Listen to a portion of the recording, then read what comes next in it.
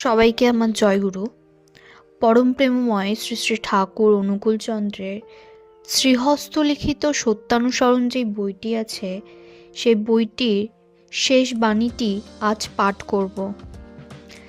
শ্রী শ্রী ঠাকুর অনুকূলচন্দ্র শেষ বাণীটিতে বলেছেন, যা বৃদ্ধিপ্রাপ্ত হয়ে যা কিছু হয়ে তাই আছে তাই ব্রহ্ম।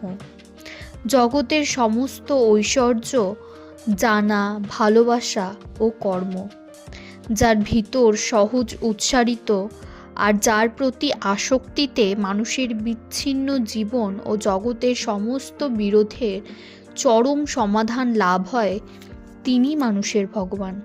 ভগবানকে জানা মানেই সমস্তটাকে বুঝা বা জানা।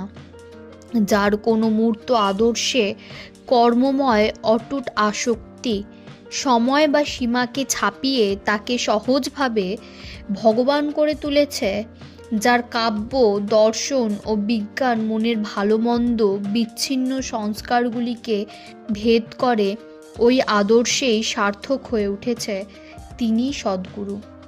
যার মন সৎ বা একাশক্তিতে পূর্ণ, তিনি সৎ বা সতী। আদর্শে মন সম্যক প্রকারে ন্যস্ত করার নাম সন্ন্যাস। কোনো বিষয়ে মন সম্যকভাবে লেগে থাকার নাম সমাধি। নামে মানুষকে তীক্ষ্ণ করে, আর ধ্যানে মানুষকে স্থির ও গ্রহণক্ষম করে। ধ্যান মানেই কোনো কিছু একটা চিন্তা নিয়ে লেগে থাকা, আর তাই আমরা বোধ করতে পারি। যাই আমাদের লেগে থাকাটার বিক্ষেপ এনে দেয়, কিন্তু ভেঙে দিতে পারে না। বিরক্ত হওয়া মানেই বিক্ষিপ্ত হওয়া। তীক্ষ্ণ হও, কিন্তু স্থির হও।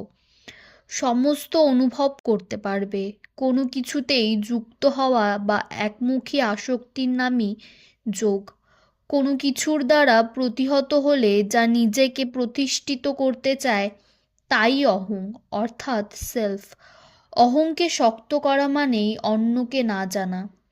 বস্তু বিষয়ক সম্যক দর্শন দ্বারা তমন্যে মনের নিবৃত্তি যাদের হয়েছে, তারাই ঋষি। মনের সর্বপ্রকার গ্রন্থির সমাধান মোচন হয়ে একে সার্থক হওয়াই মুক্তি। যে ভাব ও কর্ম মানুষকে কারণমুখী করে দেয়, তাই আধ্যাত্মিকতা। যে তুলনা অন্তর্নিহিত কারণকে ফুটিয়ে তোলে, তাই প্রকৃত বিচার। কোনো বস্তু লক্ষ্য করে তার স্বরূপ নির্দেশক বিশ্লেষণই যুক্তি। কোনো কাজ করে বিচার দ্বারা তার ভালো মন্দ অনুভব করে যে তাপের দরুন মন্দে বিরতি আসে, তাই অনুতাপ। যেখানে গমন করলে মনের গ্রন্থির মোচন বা সমাধান হয়, তাই তীর্থ। যা করলে অস্তিত্বকে রক্ষা করা হয়, তাই পূর্ণ। যা করলে রক্ষা হতে পতিত হয়, তাই পাপ। যার অস্তিত্ব আছে এবং তার বিকাশ আছে, তাই সত্য, অর্থাৎ রিয়েল। যা ধারণা করতে মনের নিজত্ব অক্ষুণ্ণ থাকে, তাই সসীম। যা ধারণা করতে গিয়ে মন নিজত্ব হারিয়ে ফেলে, তাই অনন্ত বা অসীম। শান্তি, শান্তি, শান্তি।